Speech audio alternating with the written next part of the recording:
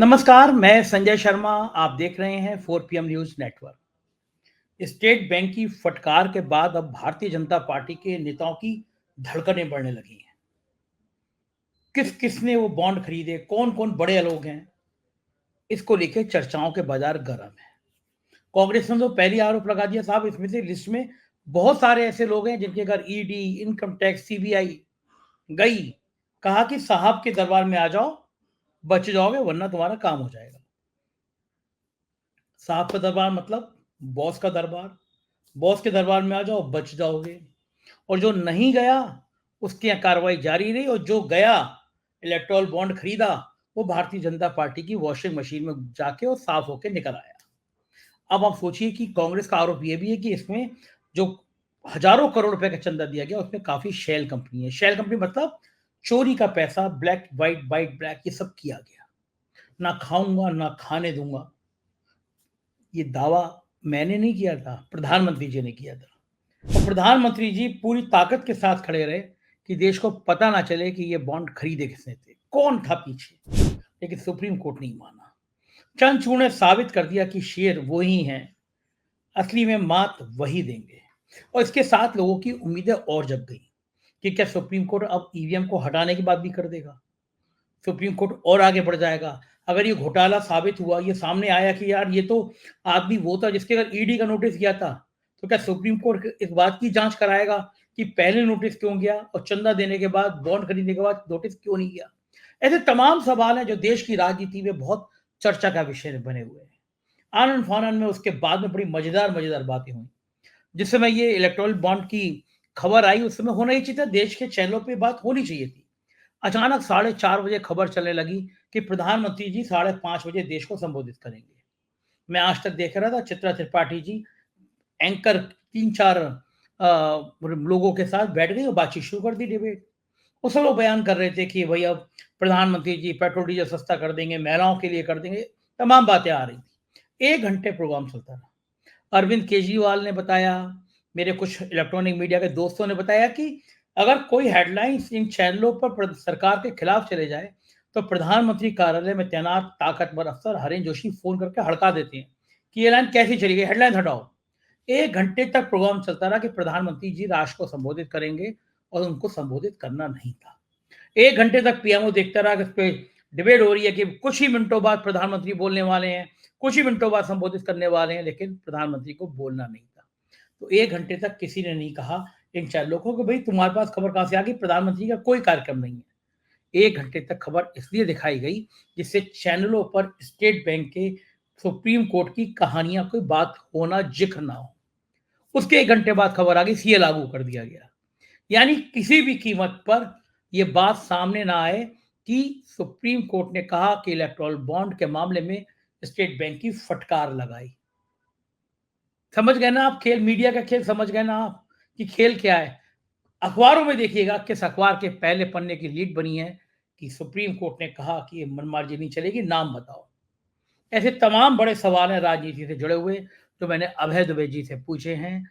देश के जाने माने पत्रकार जिनको आप लगातार टीवी चैनलों पर देखते हैं, बहुत इंटेलेक्चुअल हैं और बहुत अच्छा बोलते हैं, कई किताबें लिखी हैं, बहुत अच्छी पकड़ है राजनीति पर, चलते हैं, उनसे इन सारे सवालों का जवाब तलाशते हैं। आपसे रिक्वेस्ट है कि चैनल को सब्सक्राइब करिएगा, अपना प्यार भरे संदेश भेजिएगा और हमारे साथ बने रहिएगा। चलते हैं अभय Dubey ji. 4 PM news network में स्वागत है अभय जी आपका। क्या मजेदार बात हुई, मतलब स्टेट बैंक ने कमाल कर दिया और हिम्मत देखिए, सुप्रीम कोर्ट में पहुंच गया कि साहब हमें जून तक का टाइम दे दीजिए। और जो बहस हुई उसने देश को शायद एक तरह से शर्मिंदा कर दिया। सरकार जब आई थी तो दावा कर रही थी कि हम स्विस बैंक के खातों का पता लगा लेंगे, और अपने स्टेट बैंक के खाते देने में सरकार ने इतनी देरी कर दी। अब तो नाम खैर देने ही पड़ेंगे, कोई लाइन आ गई। मैं ये जानना चाहता हूँ, जब ये नाम देश के सामने आ जाएंगे, जाहिर है अंबानी अडानी तो हो गई होंगे, लेकिन इसके अलावा जो नाम सामने आएंगे, क्या उसमें से कुछ नाम ऐसे हो सकते हैं जो भारतीय जनता पार्टी को बहुत परेशान कर दे? जैसे लोग कह रहे हैं, आरोप लगा रहे हैं कि कुछ नाम ऐसे हैं जिनके अगर ईडी का छापा पड़ा, इनकम टैक्स का नोटिस किया और वो एक बड़ा चंदा देकर शामिल हो गए या अपने को क्लीन चिट ले ली। तो इन नामों के सामने आने से, अमाउंट सामने आने से अभी हालांकि कुछ कंफ्यूजन है उस आदेश में, किसको कितना गया ये नहीं बताएंगे, लेकिन मोटा मोटा नाम पता चल जाएगा कि संजय शर्मा ने इतना रुपया, इतने लाख रुपया, इतना करोड़ रुपया दिया, बॉन्ड खरीदे। क्या इससे अब चुनाव किसी तरह से प्रभावित होगा? क्या भारतीय जनता पार्टी या मोदी जी की छवि पर डेंट पड़ेगा? इस पूरे घटनाक्रम को आप किस तरह देखते हैं? देखिए, इलेक्टोरल बॉन्ड्स में जो सुप्रीम कोर्ट का फैसला है उसके 3 प्रमुख फल निकल सकते हैं, नतीजे निकल सकते हैं। पहला नतीजा ये निकल सकता है कि जब सुप्रीम कोर्ट के दबाव में state bank of India public domain में चुनाव आयोग की वेबसाइट के ऊपर उन लोगों के नाम डाले जिन्होंने 1-1 करोड़ के इलेक्टोरल बॉन्ड खरीदे, और वो उन बॉन्ड का 95% का हिस्सा भारतीय जनता पार्टी के खाते में गया, केवल 4-5% जो है वही अन्य विपक्षी दलों को मिला। जब ये सारी जानकारी वहां पर आएगी तो उसके 3 नतीजे निकल सकते हैं। पहला नतीजा ये निकल सकता है कि ये पता लगेगा कि कितना बड़े पैमाने पर जो शेल कंपनियां थी, खोखा कंपनियां थी, उनके जरिए काला धन इसके अंदर सफेद किया गया, मतलब मनी लॉन्ड्रिंग हुई। तो जो पीएमएलए कानून है, protection of money laundering act है, वो पीएमएलए कानून जो तमाम राजनीतिक विरोधियों पर भारतीय जनता पार्टी लगाती है, तब पर ये सवाल उठाएगा कि ये पीएमएलए एक्ट के तहत दरअसल किसको गिरफ्तार किया जाना चाहिए, वो लोग कौन है जिनको गिरफ्तार किया जाना चाहिए। इसी के साथ साथ ये भी इसमें सवाल उठ जाएगा कि जो नोटबंदी की गई थी, उस नोटबंदी में दावा किया गया था सारा काला धन समाप्त हो गया। काला धन समाप्त करने का क्या इलेक्टोरल बॉन्ड एक तरीका है, मतलब काले धन को सफेद करने का। इसमें बड़े पैमाने पर ये पता लग सकता है कि कितनी खोखा कंपनियों, कितनी शेल कंपनियों के जरिए कितने बड़े पैमाने पर इलेक्टोरल बॉन्ड में काला धन सफेद किया गया, और उस धन का इतना 90% से ज्यादा हिस्सा भारतीय जनता पार्टी के खाते में पहुंचा। एक तो ये तथ्य निकल के सामने आएगा। दूसरा तथ्य निकल के आएगा, उन पूंजीपतियों के बारे में जानकारी मिलेगी, उन कारपोरेट हाउसेस के बारे में जानकारी मिलेगी जिन्होंने वो 1-1 करोड़ के इलेक्टोरल बॉन्ड खरीदे, और एक बार फिर उसका पैसा कितने बड़े पैमाने पर वहां गया। थोड़ी सी रिसर्च करने पे मालूम पड़ जाएगा कि इन पूंजीपति इन कारपोरेट हाउसेस के पक्ष में सरकार ने कौन कौन सी नीतियां बनाई। इसी चीज को सुप्रीम कोर्ट ने क्विड प्रो को की संज्ञा दी थी। क्विड प्रो को का मतलब हुआ कि इस हाथ लिया उस हाथ दिया।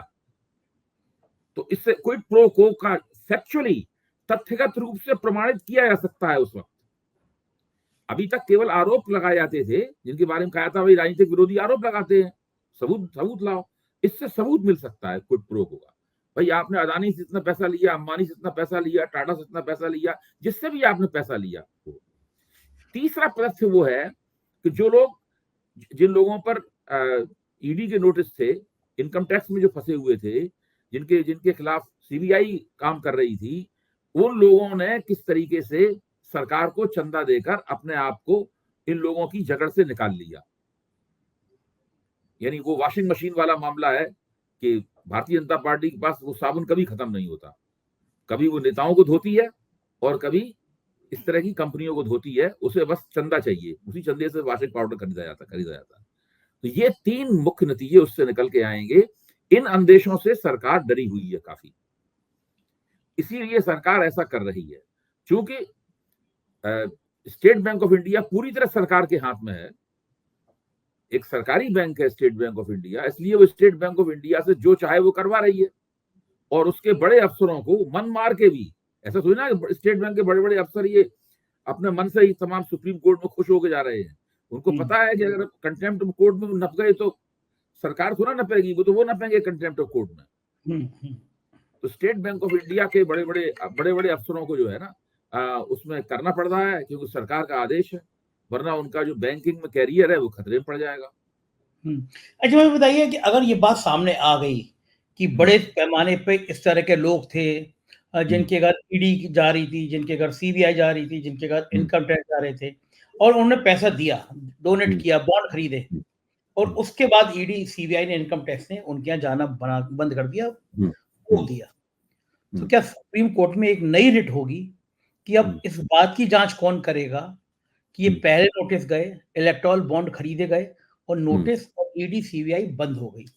ये तो सीधा भ्रष्टाचार का आंखों देखा उदाहरण सामने आ जाएगा। यही मैं कह रहा हूं संजय जी, यही मैं कह रहा हूं कि जो चीजें कांग्रेस ने पहले से आरोप लगा रखा है, जो हाँ। चीजें आरोप की शक्ल में थी उनको प्रमाणित करने का जरिया वहां से मिल जाएगा, और जैसे ही वो तथ्यगत रूप से प्रमाणित होंगी, फिर अगर अगर इसके ऊपर थाना पुलिस का थाना, एक तरीका ये है कि विपक्षी दल जाएं और थाने में इसके खिलाफ रिपोर्ट लिखाएं।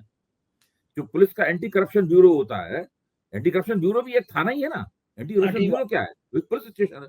तो उसके अंदर जाके वो रिपोर्ट लिखाएं। अगर वो रिपोर्ट लिख लेता है तो फिर देखा जाएगा इसमें क्या कार्रवाई होती है। अगर रिपोर्ट लिखने से इनकार करता है तो फिर उसके खिलाफ अदालत में जाया जाएगा। अगर रिपोर्ट लिखने के बाद कार्रवाई नहीं करती तो अदालत में जाएंगे, इन्होंने कोई कार्रवाई नहीं की तो अदालत उस मामले को सुनना शुरू करेगी।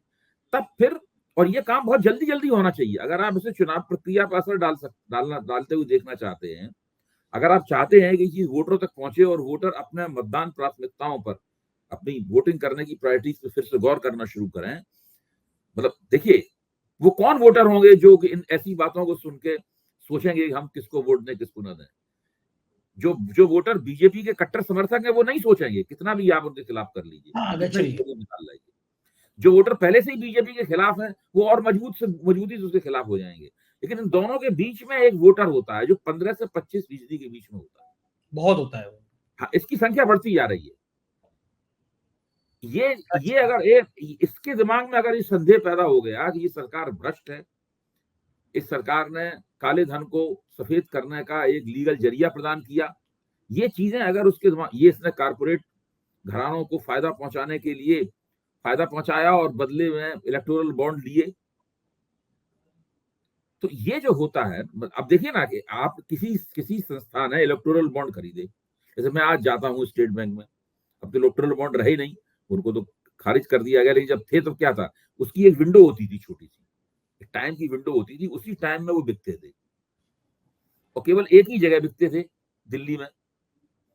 आप जाते हैं वहां से इलेक्टोरल बॉन्ड 1-1 करोड़ रुपए खरीदते हैं और जिस पार्टी को चाहते हैं उसको डोनेट कर देते हैं आपसे। वो पार्टी 15 दिन के अंदर अंदर उनको भुना लेती है, नहीं भुनाती है तो प्रधानमंत्री राहत कोष में चला जाता है पैसा उसका। ये नियम था ना मोटे तौर पे। हाँ। हाँ, तो हाँ। ये बिल्कुल साफ था, आपके पास पैसा है, आप उस पैसे से इलेक्टोरल बॉन्ड खरीदिए और बीजेपी को डोनेट कर दीजिए। आप मुंह दिखाने के लिए दूसरी पार्टियों को भी डोनेट कर सकते हैं। जो क्षेत्रीय दल थे जिनके पास सरकारें हैं, मजबूत और बड़े प्रांत हैं, सरकारें हैं, जहां से कारपोरेट लोगों को फायदा चाहिए वहां भी थोड़ा बहुत डोनेशन दे दिया जाता था। इस तरीके से पूरा ये कारोबार चल रहा था। सुप्रीम कोर्ट ने इस कारोबार को पूरी तरीके से पलट दिया बंद कर दिया। हाँ। और पूरी तरीके से पलट दिया और अब सरकार के सामने कुछ उलझने और दिक्कतें हैं और उसके अंदेशे काफी गंभीर हो सकते हैं। चूंकि वक्त ये बिल्कुल चुनाव के ठीक पहले का है, इसलिए और भी मुश्किल है। अगर चुनाव अभी सामने नहीं होता और चुनाव में अभी काफी समय होता तो सरकार शायद ठीक तरीके से उसको प्रबंधित कर सकती थी। ये अच्छा, जो आप कह रहे हैं 15-20% का वोट है रहा है जो न्यूट्रल टाइप का है, उस पर ये मैसेज आना कि देखो करप्शन कितना बड़ा था। आदमी के अकाउंट में 30,000 रुपए आ जाए तो इनकम टैक्स से नोटिस आ जाता है, मेरे आपके अकाउंट में आ जाए। कप्पन एक पत्रकार था, 45,000 रुपए का एक नोटिस, 2.5 साल जेल में, 2-2.5 साल जेल में बंद रहा। तो आप आम आदमी के पास 25,000 रुपए पे भी नोटिस आ जाएगा और यहाँ पार्टियां करोड़ों करोड़ों रुपया। और अब तो इस बात की संभावना पूरी तरह से जताई ही जा रही है कि इसमें से बहुत सारी शेल कंपनियां थी। लोग तो दावा कर रहे हैं कि हैं शेल कंपनियां, हजारों करोड़ का पैसा टर्नओवर हुआ। क्या ये अब तक का मोदी सरकार के ऊपर, अगर जैसा अनुमान वैसा हुआ, तो मैं कह सकता हूं कि मोदी सरकार के ऊपर शायद सबसे बड़ा डेंट होगा, मोदी जी की छवि पे सबसे बड़ा डेंट होगा। देखिए, ये बहुत बड़ा डेंट हो सकता है, बहुत बड़ा डेंट बन सकता है। और मैं बार बार, अभी से नहीं, मैं पिछले 1-1.5 साल से ये फेंस पर बैठे हुए वोटरों का सवाल उठा रहा हूं। मेरा मानना है कि ये एक ऐसा वोटर है जो कि जाति और धर्म को देख के वोट नहीं देता। ये वो वोटर है जो समझदार वोटर है, पढ़ा लिखा वोटर है, जो देखना चाहता है कि कौन पार्टी अच्छी गवर्नेंस दे सकती है, कौन पार्टी साफ सुथरी सरकार चला सकती है, कौन पार्टी राजनीतिक स्थिरता के लिहाज से भी वोट देता है। अगर ऐसी कोई पार्टी है जो कि लगता है इसको वोट दे देने से सरकार तो बदल जाएगी लेकिन ये पॉलिटिकल स्टेबिलिटी नहीं दे पाएगी, तो उसको वो वोट नहीं देता है। आखिर तक वो सोचता है, वो चुनाव के ठीक, बहुत से लोग मेरी बात मानते नहीं है और कहते नहीं नहीं वो तो 1 साल पहले ही सारे वोटर तय कर लेते हैं, 6 महीने पहले ही वोटर तय कर लेते हैं। मेरा मानना यह है कि ठीक एन मौके पर जिस दिन वोट पड़ने होते हैं उसके 24 घंटे पहले या 36 घंटे पहले ये तय करता है कि हमको किसको वोट देना है, और किसी के समझने से नहीं मानता, किसी प्रचार से प्रभावित नहीं होता, कोई भाषण देता रहे उससे प्रभावित नहीं होता, और सभी चीजों को कान खोल के सुनता है ये वोटर। इसकी पहले संख्या इसकी बहुत कम होती थी, ये पहले 5-7% होता था, धीरे धीरे ये 15 से 25% के बीच में पहुंच गया है। और चुनावी टक्कर किस किस्म की है, चुनावी टक्कर अगर बहुत ही कड़ी है, दोनों तरफ बहुत जम के लड़ाई हो रही है, तो इसकी मात्रा और ज्यादा होती है, यानी वो दीवार और चौड़ी होती है जिस पे ये वोटर बैठा होता है। अगर वैसे ही पोलराइजेशन है जी, तो ये बहुत महत्वपूर्ण वोटर है। मैं तो ये कहता हूँ कि पिछले 2000, मैं तो आपको ध्यान होगा, मैंने पहले भी 4 PM के मंच पे ये बात कही है कि 2022 का जो उत्तर प्रदेश लोकसभा का चुनाव है, खुद बीजेपी मानती है अगर फैंस सीटर वोटर ने एन मौके पर उसका समर्थन न किया होता तो वो चुनाव हार गई होती। ठीक बात है, बिल्कुल सही बात है। बीजेपी ने अपनी रिपोर्ट में लिख के भेजा है प्राइम मिनिस्टर दफ्तर को, 80 पेज की रिपोर्ट है, इंडियन एक्सप्रेस में पूरा उसका ब्यौरा छपा था उसका। याद है मुझे कि क्या क्या चीज था। ये बहुत इंपॉर्टेंट बात। तो ये इलेक्टोरल बॉन्ड वाले मसले से उस फैंस सीटर वोटर को प्रभावित किया जा सकता है। ये सब विपक्ष की स्किल्स, विपक्ष के पास क्या कौशल है प्रचार करने का, इस पर निर्भर करता है। विपक्ष अपना थोड़ा सुस्त है, ये बिल्कुल देर में सब चीजों में प्रतिक्रिया करता है। भाजपा जल्दी, तब तक भाजपा तमाम चीजें मैनेज कर लेती है। ये तो अभी से ही अब देखिए, कांग्रेस ये तो कह रही है कि साहब आपने ऐसी बहुत सी पार्टियों से चंदा लिया है, ऐसी बहुत सी कंपनियों से चंदा लिया है ताकि उनके ऊपर जो इल्जाम लगे थे, जो मुकदमे फंसे थे, उसमें से आप निकाल पाए। एक तरह से आपने उगाही की, एक्सटॉर्शन किया, आपने रंगदारी टैक्स वसूल किया आपने, है। लेकिन इसके बाद इतना कह के कांग्रेस चुप रह जाती है। अगर कांग्रेस के पास कुछ ना कुछ, तो कांग्रेस के पास प्रमाण पता चला होगा कांग्रेस को, ठीक बात है, आगे नहीं बढ़ाती, एक बयान देके चुप रह गए आप। हंगामा कर देना चाहिए, राष्ट्रपति को लेटर भेजना चाहिए, चुनाव आयोग को लेटर भेजना चाहिए, अखबारों में बयान देना चाहिए, प्रेस कॉन्फ्रेंसेस की जानी चाहिए, जगह जगह छोटे छोटे प्रदर्शन करने चाहिए, इसमें प्रचार कर, पोस्टर दिल्ली पाट देना चाहिए पोस्टरों से। हाँ सही बात है, टीवी चैनल दिखाएंगे नहीं। अच्छा मुझे बताइए, जब आप मेहनत करेंगे तो टीवी चैनलों को भी दिखाना पड़ेगा। अच्छा अभय जी मुझे बताइए, आप क्या मोदी जी को सपने में भी उम्मीद थी कि ये मसला इलेक्टोरल बॉन्ड का चुनाव से ठीक पहले सामने आ सकता है? उनको रही होगी कल्पना? 2-3 बातें कही जा रही हैं संजय जी। कुछ लोग तो ये कह रहे हैं, कुछ ऐसे वकील जो बड़े सुप्रीम कोर्ट के वकील हैं, मेरी खुद बात हुई है उनसे, जो सरकार के आलोचक है, सरकार का आलोचनात्मक तरीके से देखते हैं सरकार के कामों को, कोई सरकार के प्यादे नहीं है वो लोग। वो ये कह रहे हैं कि सरकार को इससे ज्यादा परेशानी नहीं होगी, सरकार आसानी से निकल जाएगी, क्योंकि सरकार को पता था कि ये होने वाला है, इसीलिए सरकार खुद सुप्रीम कोर्ट में नहीं गई, ना ही उसने अपने कारपोरेट दोस्तों से कहा कि वो सुप्रीम कोर्ट में जाएं, क्योंकि कारपोरेट दोस्त भी जा सकते थे इस तर्क के साथ कि भाई हमसे तो वायदा किया गया था कि हमारा नाम नहीं बताया जाएगा, हमने तो उस आधार पर दिया था, उस वायदे को कैसे तोड़ा गया।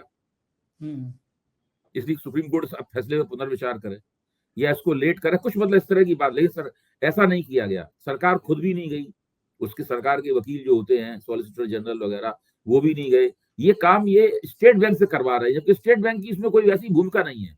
भाई स्टेट बैंक तो इसी तरीके से है कि स्टेट बैंक बॉन्ड जारी करता है, हम लोग खरीद लाते हैं, उस बॉन्ड को अपने पास रखते हैं, जब हम इंटरेस्ट खाते रहते हैं बेच देते हैं एक दिन, या बॉन्ड रिकॉल कर लिया जाता है। ऐसे ही तो होता है पूरा। स्टेट बैंक की इसमें ज्यादा भूमिका नहीं है। बिल्कुल ठीक बात है। आ रही है सरकार इसमें स्टेट बैंक को। अच्छा और मजे की बात सोचिए आप, अचानक जब ये मामला देश भर के चैनलों की सुर्खियां बनना चाहिए, हेडलाइंस में आना चाहिए, अचानक 4:45 बजे से टीवी चैनलों पे शुरू हो गया, 4:30 बजे से, कि 5:30 बजे प्रधानमंत्री मोदी जी राष्ट्र को संबोधित करेंगे। मैं आज तक चैनल देख रहा था, चित्रा त्रिपाठी जी बैठ गई, एक पैनल बैठ गए और वो जिक्र करने लगे, मोदी जी महिलाओं को ये सुविधा दे सकते हैं और वो ये कर सकते हैं और पेट्रोल डीजल कम कर सकते हैं, ईंधन कर सकते हैं, मेरी योजना। और 1 घंटे का प्रोग्राम चलता रहा वो। जब 5:35 पे ये आ गया कि भाई प्रधानमंत्री जी संबोधित नहीं करेंगे, तब वो जाके प्रोग्राम खत्म हो, 1 घंटे चला। तो अभय जी मैं ये पूछना चाहता हूँ कि अरविंद केजरीवाल ने साफ-साफ नाम लिया था। मेरे कुछ मित्र जो इलेक्ट्रॉनिक चैनल में हैं, दिल्ली में टीवी मीडिया की दुनिया में, उन लोग बताते हैं, एक हेडलाइन थोड़ी सरकार के खिलाफ चली जाए, प्रधानमंत्री कार्यालय में बैठे हरेंद्र जोशी जी का फोन आ जाता है कि हटाइए ऐसे हेडलाइंस को। 1 घंटे प्रोग्राम चलता रहा कि प्रधानमंत्री राष्ट्र को संबोधित करेंगे। पीएमओ ने इसने 1 घंटे तक खंडन करने की जरूरत नहीं समझी। हरेंद्र जोशी जी ने फोन नहीं देखिए किया। ये सब लोग पूरा, आप जो बात कह रहे हैं ये तो मेरे ख्याल से एक तरह की नजीर बन गई है, बन जाएगी अगर इसी बात को थोड़ा और ठीक तरीके से पेश किया जाए, और एक नजीर बन जाएगी किस तरीके से ये सब लोग प्रधानमंत्री के प्यादे बन गए हैं पूरी तरीके से। प्रधानमंत्री एक बात कहते हैं, सारा का सारा मीडिया जो है उसको एम्पलीफाई करता है बड़े 20, 50, 100 गुना। भारतीय जनता पार्टी को कोई अपने प्रचारक नहीं चाहिए, ये मीडिया पूरा का पूरा भारतीय जनता पार्टी और मोदी का प्रचारक बन चुका है। ये विपक्ष के बारे में केवल उतनी ही चर्चा करते हैं जहां पे बहुत जरूरी होता है, बिना इसके हमें काम न चले, वरना उसके बारे में भी कोई चर्चा करना मुनासिब नहीं समझते। तो ये तो बहुत आपने बात बताई है, बहुत जबरदस्त बात है। अच्छा बताइए, ये बात आई कहां से होगी कि प्रधानमंत्री 5:30 बजे संबोधित करेंगे और एक नेशनल चैनल इस पे 1 घंटे की, सब चैनल मोदी मीडिया के 1 घंटे का शो करने लगे, अब ये बोलेंगे, अब ये बोलेंगे। तो ये बात आई कहां से होगी प्रधानमंत्री संबोधित करेंगे? उन्होंने ट्वीट नहीं किया। मेरे ख्याल से तो ये थमाई गई बात होगी, ये जानबूझ के प्लान की गई बात हाँ, जानबूझ के जिससे प्लान लोग की गई बात होगी ताकि लोग एक घंटे 1.5 घंटे का जो है ना एक टीवी हाँ, टाइम भी मिल सके, और साथ में कोई दूसरी चीज जो है उसको पृष्ठभूमि में ढकेला जा सके, वो हाँ, उसको प्रमुखता न प्राप्त हो सके। इलेक्टोरल बॉन्ड पीछे चले जाएं और हमारा हाँ राष्ट्र का जी संबोधन आगे चले जाए। जी लोग जी। डर गए, अभी होगा, अभी होगा, अभी होगा। हम्म, यानी वो प्लान किया गया। हम्म, उसी के कुछ देर बाद हमने देखा कि इस खबर से वो खबर दबाने की कोशिश की गई स्टेट बैंक की। उसी के 1 घंटे बाद दूसरी खबर प्लांट आ गई कि सीए कानून लागू हो गया। हम्म, हम्म, एक बड़ी खबर थी सीए कानून को लागू होने की और हम्म, स्टेट बैंक वाली खबर को पीछे धकेलने की। हम्म। क्या चुनाव में सीए कानून लागू करने का मतलब है कि चुनाव अब कम्युनल लाइन पे खेलने की तैयारी कर ली है भारतीय जनता पार्टी ने? देखिए सीए बिल्कुल पश्चिम बंगाल का चुनाव जीतने के लिए सारा किया जा रहा है। पिछले, आपको ध्यान होगा कि पिछले लोकसभा चुनाव में मोदी ने अपना चुनावी मुहिम कहां से शुरू की थी? अपनी चुनावी मुहिम उन्होंने ठाकुरबाड़ी से शुरू की थी। ये ठाकुरबाड़ी क्या है? यहाँ पर जो मतुआ समुदाय है, जो कि नामशूद्र समुदाय है, ये लोग बांग्लादेश में रहते थे, बांग्लादेश में दलित हिंदू हैं, और वहां से जो उनके ऊपर जब सांप्रदायिक मुस्लिम कट्टरपंथियों ने हमला किया तो उनको भारत शरणार्थी बन के आना पड़ा। तो उनकी बंगाल में आबादी 3 करोड़ है करीब, उसमें से 1.5 करोड़ लोग वोटर हैं। तो उनके बीच में जाके प्रधानमंत्री ने अपनी चुनावी कैंपेन शुरू की। तो उन्हें वो एक तरह से उनको लग रहा था कि हमें एक तैयार शुदा जनाधार प्राप्त हो जाएगा। पहले ये सब लोग तृणमूल कांग्रेस के समर्थक हुआ करते थे। प्रधानमंत्री ने उनसे वायदा किया कि हम सीए बनाएंगे और सीए के जरिए आपको फास्ट ट्रैक सिटीजनशिप प्राप्त होगी, और मतुआ समुदाय उनके इस वायदे में आ गया और उन्होंने बहुत बड़े पैमाने पर भारतीय जनता पार्टी को वोट दिए। यहां तक कि वहां की है 3 या 4 पार्लियामेंट्री कॉन्स्टिट्यूंसी जो थी उसमें भाजपा जम के जीती। अच्छा, फिर भारतीय जनता पार्टी ने सीए कानून तो पास कर दिया लेकिन उसकी नियमावली 4 साल तक बनाई नहीं, तो मतुआ समुदाय नाराज हो गया। तो अभी पिछले दिनों जो पंचायत चुनाव हुए, पंचायत चुनाव में सारा मतुआ समुदाय फिर से टीएमसी की तरफ शिफ्ट हो गया, और भारतीय जनता पार्टी केवल एक पंचायत जीत पाई, बाकी सारी की सारी टीएमसी ने जीत ली। अब दोबारा उस मतुआ समुदाय को फिर से अपनी ओर खींचने के लिए ये सब किया जा रहा है। भाई आपको अगर सीए इतनी महत्वपूर्ण चीज थी, इतनी जरूरी चीज थी जिसके बिना देश का काम नहीं चल रहा था, तो आप 4 साल तक एक पारित किए हुए कानून के ऊपर क्यों बैठे रहे? आपने उसकी नियमावली क्यों नहीं बनाई? दिक्कत की बात ये थी कि उनको उत्तर पूर्व में उसका विरोध हो रहा था सीए का, और उत्तर पूर्व के वो लोग विरोध कर रहे थे जो कि भारतीय जनता पार्टी के सपोर्टर हैं, समर्थक हैं, खासतौर से असम में वो लोग इसका विरोध कर रहे थे। इसलिए भारतीय जनता पार्टी पसोपेश में पड़ गई। लेकिन जब उसने देखा कि अभी लोकसभा चुनाव सिर पे आ गया है, मतुआ समुदाय तो एक भी वोट नहीं देगा। मतुआ समुदाय के 2 लोगों को केंद्र में मंत्री भी बना रखा है इन्होंने, एक शांतनु ठाकुर है और दूसरे प्रामाणिक राज्य मंत्री बना रखा है। तो मतुआ महासंघ जो है ना उसको शांतनु ठाकुर चलाते हैं। तो ये इस तरीके से पूरा खेल खेला जा रहा है। अब इसमें मैं आज काफी देर तक इस उधेड़बन में लगा रहा कि अगर मतुआ समुदाय पहले से ही वोटर है, अगर 1.5 करोड़ लोग उसके पहले से ही वोट डाल रहे हैं, तो उन्हें फास्ट ट्रैक सिटीजनशिप की जरूरत क्या है? वो तो वोटर आईडी कार्ड है ही उनके पास। हाँ, वो अगर जो आदमी सिटीजन नहीं है देश का, वो वोट कैसे डाल सकता है? ठीक बात है।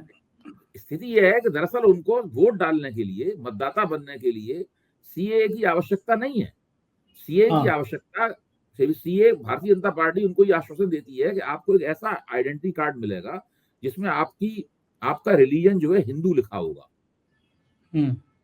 तो जब आप बंगाल से बाहर नॉर्थ इंडिया में, उत्तर भारत में और दूसरी जगहों पर नौकरी करने के लिए जाएंगे, तो वहां पे आपको बांग्लादेशी घुसपैठिए के रूप में नहीं देखा जाएगा। पहले से ही मतुआ समुदाय बड़े पैमाने पर ममता बनर्जी द्वारा चलाई गई जो योजनाएं हैं, राहत योजनाएं हैं, उनका फायदा उठा रहा है। जाने कितनी महिलाएं हैं जिनको 1-1 हजार रुपया महीना मिल रहा है, किसी को 10,000 रुपया मिल रहा है। बहुत बड़े पैमाने पर उनको लाभ हो रहा है मतुआ समुदाय को।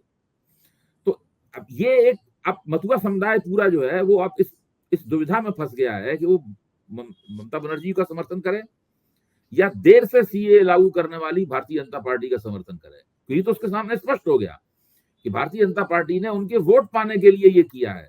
वोट पाने के लिए नहीं किया होता तो 4 साल बीच में ऐसे ही गुजर गए। वो जो चाहते थे वो नहीं हुआ और उनके वोट पहले लिए जा चुके थे लोकसभा चुनाव के दौरान। तो ये पूरा खेल भारतीय जनता पार्टी खेलती है और ये पूरा सीए के जरिए ये खेल खेला जा रहा है। अच्छा, बंगाल यानी इसका मतलब बंगाल इनको बहुत डरा रहा है, बंगाल इनको परेशान कर रहा है। तो क्या लग रहा है इस स्टेप के बाद क्या बंगाल में फतेह मिल पाएगी, बंगाल ये जीत पाएंगे? मेरा तो मानना है कि बंगाल में इस बार बहुत जबरदस्त चुनाव लड़ा जाएगा। जिस तरह अभिषेक बनर्जी जब कल अपने उम्मीदवारों की 42 उम्मीदवारों की घोषणा कर रहे थे, आपने उस रैली को देखा? हमने तो बहुत मुद्दतों से इस तरह की रैली नहीं देखी। क्या उसमें शानदार इंतजाम था। बीजेपी का इवेंट मैनेजमेंट भी पीछे छूट गया उससे।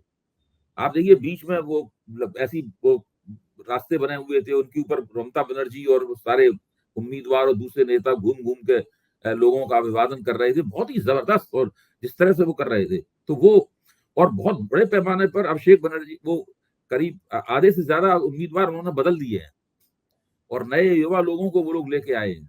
तो बंगाल की राजनीति के जो जानकार हैं उन लोगों का मानना यह है कि ममता बनर्जी ने बहुत ही बुद्धिमानी से टिकट बांटे और इस बार ममता बनर्जी ने सोच लिया है कि अधीर रंजन चौधरी को भी ठोक देना है। हाँ, वो यूसुफ क्योंकि पठान उन्होंने महाराष्ट्र शासन लगाने की मांग की थी, तो उनके मुकाबले उन्होंने बहरामपुर से यूसुफ पठान को खड़ा कर दिया है। हाँ, यूसुफ पठान तो आ गए यूसुफ वहां पठान पे। वैसे गुजराती बंदा है। हाँ, हाँ। हाँ, तो बड़ौदा का रहने वाला है। यूसुफ पठान खड़ा कर दिया, अधीर रंजन चौधरी बौखलाए हुए घूम रहे हैं। इन्होंने असल में अशिष्टता, बदजुबानी की सारी सीमाएं तोड़ दी थी। हाँ, आदि रंजन ने जब हाँ, जब वो तो इंडिया इस गठबंधन में शामिल बार वो थी। फंस गए बुरी तरीके से। हाँ, लेकिन ये तो खराब बात है, जब इंडिया गठबंधन में शामिल थी तो कांग्रेस को भी कहना चाहिए था अधीर रंजन से कि इस तरह हमला मत करो। तो ये तो खराब बात थी, बहुत ज्यादा हमला करते थे वो।